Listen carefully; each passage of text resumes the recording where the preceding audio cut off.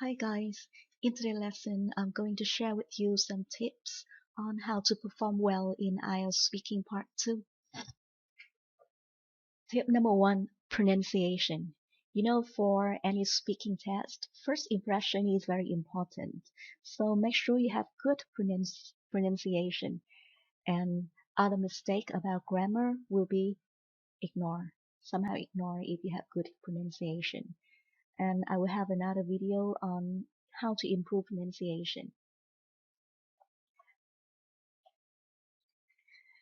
Tip number 2. In IELTS speaking part 2, you have to speak at length for about 1.5 to 2 minutes. So during such a short time, you can speak for a maximum of 300 words. So if you practice speaking at home, try to set a top limit of about 300 words. Tip number 3. I think you should use mind map when preparing for IELTS speaking part 2 because you have only 1 minute to prepare for your talk, and during that time you have to do many things, like you have to brainstorm the idea, you have to think of the vocabulary and the connection, the grammar structure to use in your speech. So to prepare for IELTS speaking part 2 at home, I advise that you use mind map. With a mind map, you can organize your idea in your mind. So during your preparation, a mind map can help you organize what you want to say, and in that way you can learn vocabulary better. You don't have to learn by heart everything. If you learn by heart, and when you are in the speaking test, the examiner will recognize that you are speaking from your memory, not speaking. Another useful tip for you during IELTS speaking part 2 exam is that you should say something from your own experience. If you say something from your own experience, it shows that you are not reading from memory, and the examiner will be more interested in what you are saying. And the last tip I want to share with you is enthusiasm. When you speak to someone, if you show that you are enthusiastic about what you're saying, the examiner or the listener can see that you really want to communicate with them and not just reading. So try to use good pronunciation, and try to speak for a maximum of 300 words, and try to use a mind map when you prepare at home as well as when you are in the exam room. And try to say something from your own experience. Try to tell a story of your own, and tell the story with enthusiasm. And I think you can make a good impression on the listener or the examiner. In the next part of this video, I'm going to show you how I use my map to prepare for a particular topic and to learn vocabulary from that topic. For example, now look at this task card. This is a task card that you can receive during the speaking test. Describe an unusual holiday or vacation that you have experienced. You should say when and where you went on that holiday, who you went with, what you did during that holiday, and say what caused that vacation to be unusual. So the topic of this card is an unusual holiday or vacation. And you have 3 bullet points: when and where you went on that holiday, who you went with, what you did during that holiday. Remember, you don't have to cover all of these 3 points. They are just the clues, something that give you the hints and that guide you through the speech, the talk. For this particular topic, I'm going to focus on what I did during my holiday and what caused that holiday or vacation to be unusual. So I have a look at an example at my mind map for this topic. And I'm going to talk about the Lunar New Year of 2020. Why is it special? Why is it unusual? You can see the spread of coronavirus is what is a great cause of concern for people all over the world today. So in this video, I'm going to show you how to brainstorm for this topic, and I'm going to provide you some vocabulary related to the topic of coronavirus. When preparing for IELTS Speaking Part 2, I'm going to use mind maps with color in order to make it clearer and easier for me to remember all the idea related to the topic, and it is easier for me to memorize all the new words. So you see, based on the color, you can see that the topic is in the red box, and then I have 4 main ideas related to this topic. And from these, for each main idea, I have 2 supporting ideas. Now, from this mind map, I'm going to talk at length for about 2 minutes about this topic. Well, I'm going to tell you about the most unusual holiday that I have ever experienced in my life.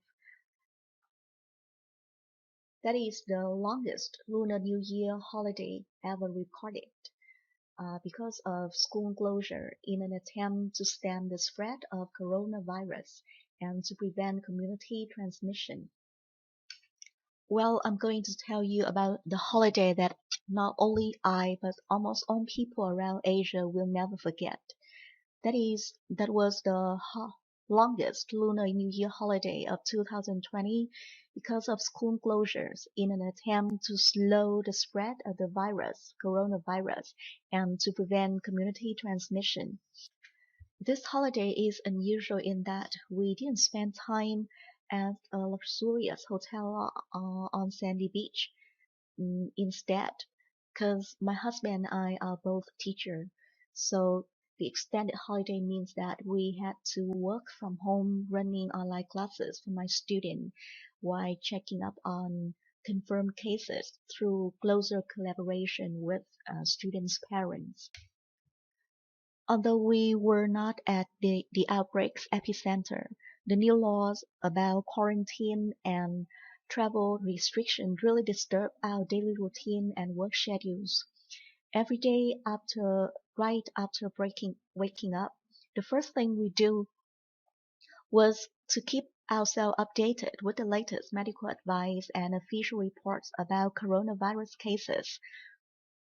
And we also have to deal with our restless children stuck at home for more than 6 weeks during the outbreak of coronavirus. However, throughout this unexpected holiday, we try to make the most of the situation. We really learn to how to live more slowly, developing good habits like rinsing our throat with salt water or rubbing our hands with sanitizer more often.